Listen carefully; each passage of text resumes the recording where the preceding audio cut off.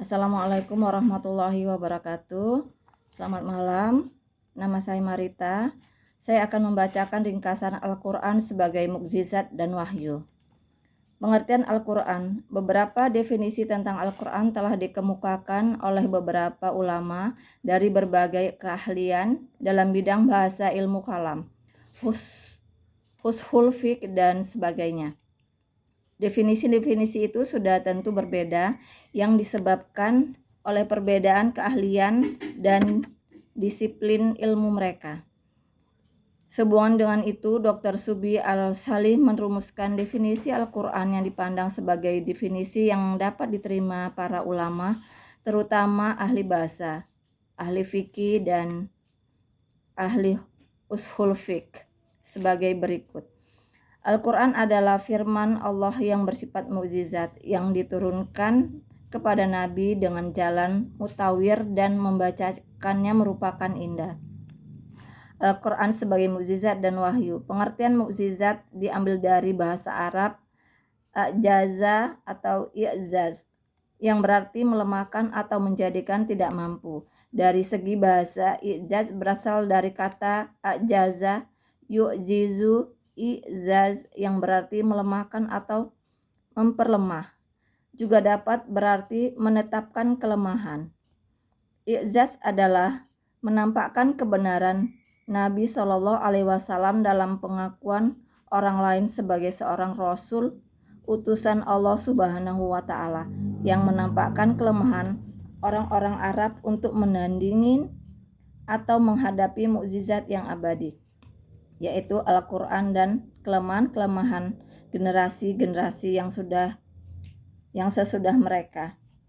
Muhammad Bakar Ismail menegaskan, mukjizat adalah perkara luar biasa yang disertai dan diikuti dengan tantangan yang diberikan oleh Allah Subhanahu wa Ta'ala kepada nabi-nabinya sebagai hujah dan bukti yang kuat atas misi dan kebenaran terhadap apa yang diembankannya yang bersumber dari Allah Subhanahu wa Ta'ala. Dari definisi di atas dapat dipahami bahwa i'zaz dan mukjizat itu dapat dikatakan yakni melemahkan. Hanya saja pengertian i'zaz di atas mengesankan batasan yang lebih bersifat spesifik, yaitu hanya Al-Quran, sedangkan pengertian mukjizat mengesankan batasan yang lebih luas.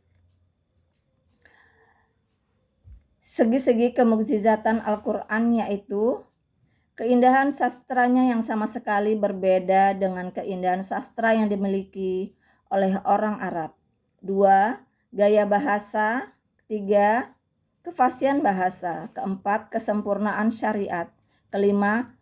Menampilkan berita-berita yang bersifat eskatologis yang tidak mungkin dapat dijangkau oleh otak manusia kecuali melalui pemberitaan wahyu Al-Quran itu sendiri.